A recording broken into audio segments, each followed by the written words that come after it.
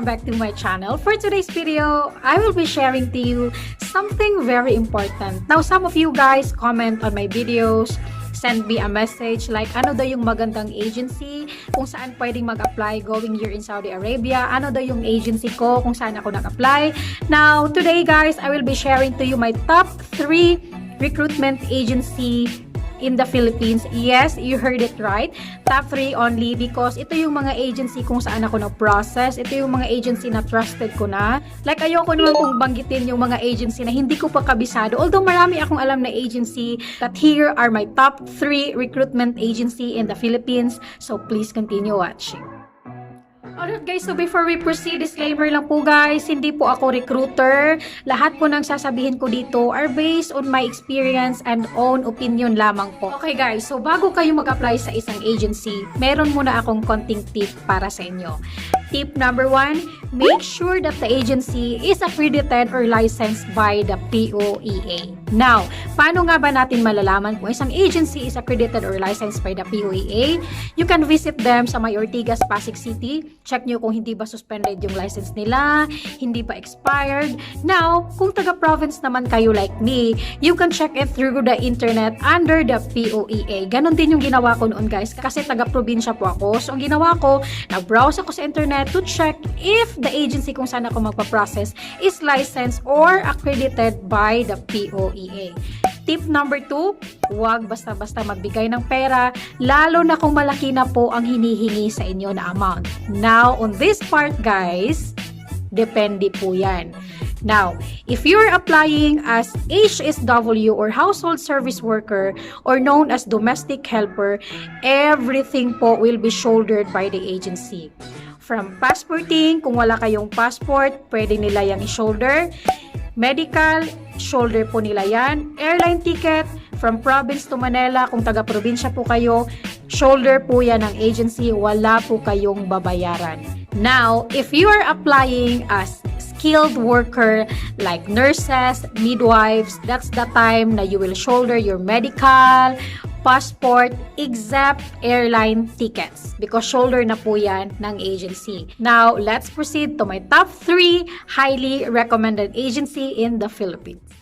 Isinulat ko po siya guys para ma-share ko po sa inyo yung exact details, even yung advantage ng agency na to and the disadvantage, isi-share ko po siya sa inyo. Kasi para sa akin guys ha, as an applicant, it is very important na nakabisado natin yung agency kung saan tayo mag-a-apply. So my top 3 recruitment agency, JAMAL, Human Resource International Agency.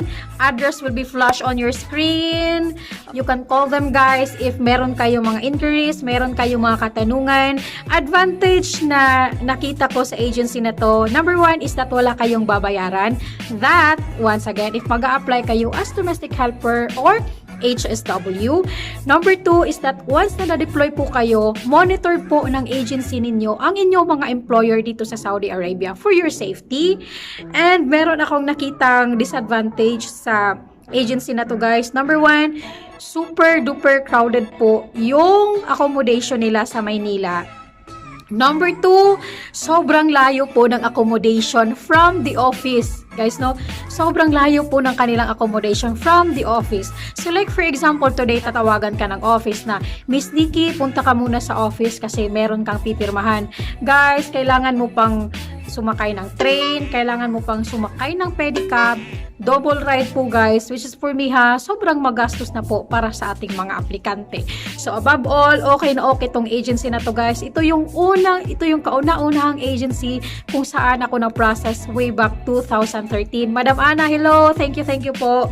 Number 2 recruitment agency that I highly recommend is COBIL Recruitment Agency. Ito po yung agency kung saan po ako nag-process ngayon. So, address will be flashed on your screen and meron din po silang mga number provided guys sa Google. So, you can browse them sa Google. Advantage na nakita ko sa agency na to is that syempre wala kang babayaran. If you're applying as domestic helper, wala po kayong babayaran. Shoulder po lahat ng agency. Number 2, monitored po ng agency ang employer ninyo once na na-deploy na po kayo dito sa Saudi Arabia for your safety. Number 3 advantage is that sobrang lapit po ng agency from their office.